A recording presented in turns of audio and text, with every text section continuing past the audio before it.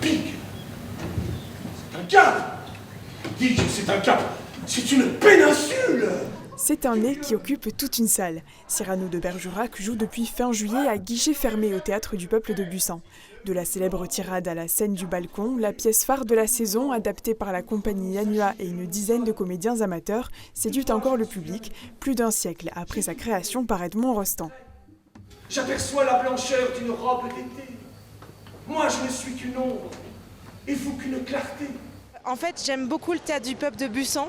Et quand j'ai su cette année que c'était Cyrano de Bergerac, qui est peut-être une des plus belles pièces de théâtre qu'on ait en français, c'était immanquable pour moi. J'ai adoré, j'adore la scène déjà et la pièce, c'est une des premières pièces de théâtre que j'ai vues, donc j'adore à chaque fois. Ça tombait bien parce que ma fille a étudié cette année à l'école, donc ça tombait juste bien, et puis parce que c'est quand même une grande pièce du répertoire du 19e, donc c'était parfait.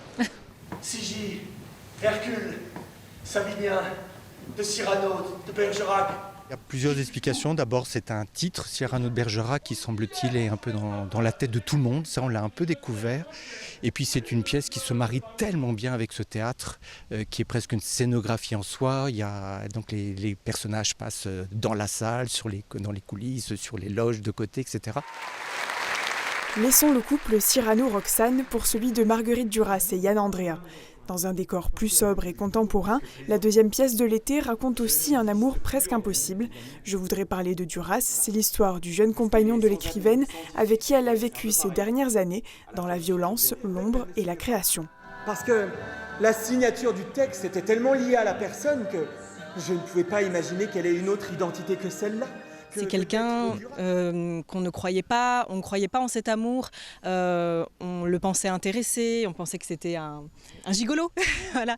Et forcément, quelqu'un qui a 38 ans de moins que l'autre personne ne peut pas avoir un amour sincère ou ne peut pas avoir un vrai talent.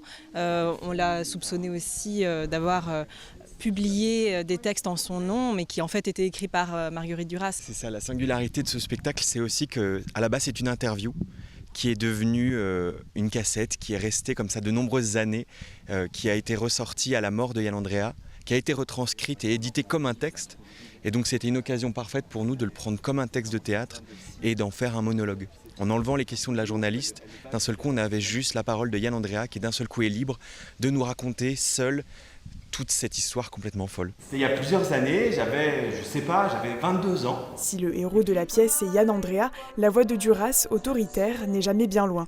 Julien de Rivaz et Catel de Nice mettent en lumière cet amoureux éperdu, décédé en 2014, soit près de 20 ans après sa compagne, à découvrir du jeudi au samedi soir jusqu'au 2 septembre. Je ne l'aime